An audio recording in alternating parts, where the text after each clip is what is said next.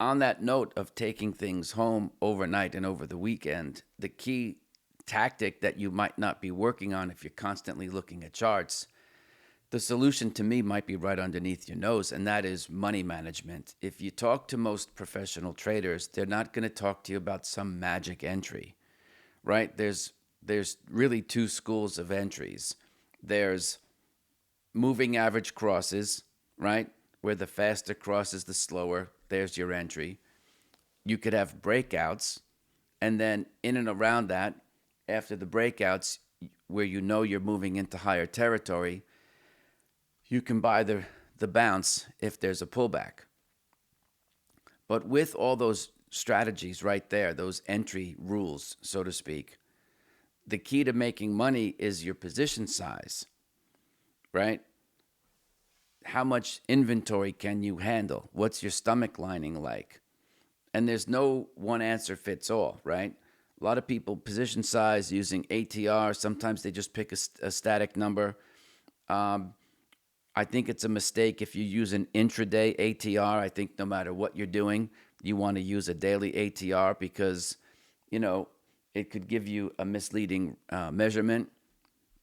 So if you had a stock that had an ATR of, say, $25 over 20 days, like some of these bigger, bigger stocks that have higher share prices, and then you try to, look at 5 minute bars, you might be like, hey, now the ATR is only $2. But, you know, if a 1% move is $10, you see, that can happen at any point during the day. So trying to trade, inside of what the ATR is, to me is a recipe for frustration. But learning anyway to manage your inventory appropriately, to me, is actually where we make our money. I know I've talked on the show before that, right, we make our money in position size. The entries are kind of important. You have to find something that you're comfortable with. Entries as well, you have to be, comfortable with those. But when you really look at it, it's the difference between your entry and exit multiplied by the position size. I get an enormous amount of email from people who were really just grinding. And the thing about the grind is that it's self imposed, right? It isn't the market at that point, it's self imposed. Why? Well, given your entry criteria and what you're willing to risk, you really don't have enough on, even at the beginning, to make any money. And then as soon as you're making any money, you're taking the position off. And so, very, very difficult to pay for your losers when you have small gains. You'd need to have a system that would be 80, 90% accurate in order to pay for your losers and then have money left over to actually grow your damn account. That's why I've always suggested keep adding money to your account over time. Don't just think you're going to trade your way to financial freedom at the beginning. You can, drop in $100 a week or whatever you can afford and grow your account that way too. There's nothing wrong with that. That just gives you more leverage. It gives you more room. Call it a buffer. It doesn't matter to me. There's a lot of names for the same damn thing. But position sizing and then money management to me is absolutely key. And when I hear from folks who clear at any number of the broker dealers, man, they don't have any clue about position sizing. They tend to have bigger positions in the things that they're so cocksure about, and that would be crypto, certainly Bitcoin, certainly Nvidia, or anything around AI.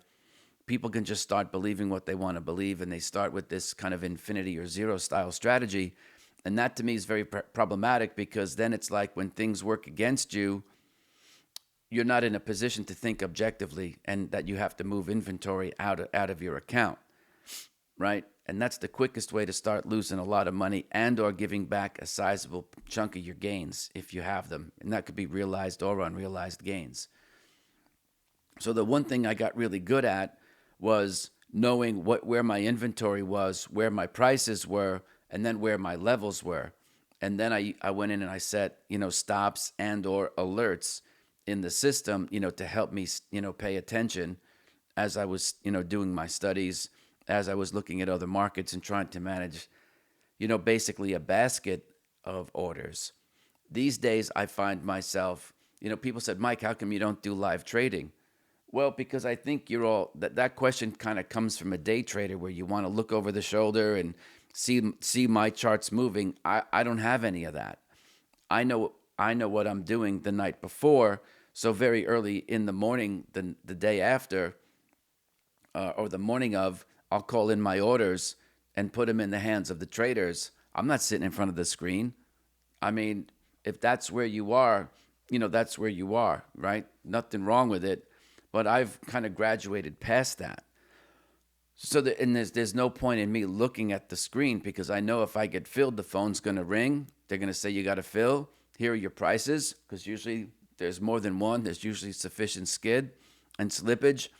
And then I'll just take out, my paper and I'll read my protective stop into the phone and give them that order. They'll give me a ticket number. They'll timestamp it. It's usually good for the day. And then I'll review it at night and say, okay, does this number and does this order still make sense given the prevailing market? So at any given time, I'm really just babysitting a shopping list. And the shopping list is either to add some risk or add more risk or to remove all of the risk through a protective stop or a trailing stop when I'm in a winning trade. So for me, there's no point in going through all that. It's not going to really help you in your trading to watch my live trading because it's a complete snooze. Anyway, if you like this video, check out this one here.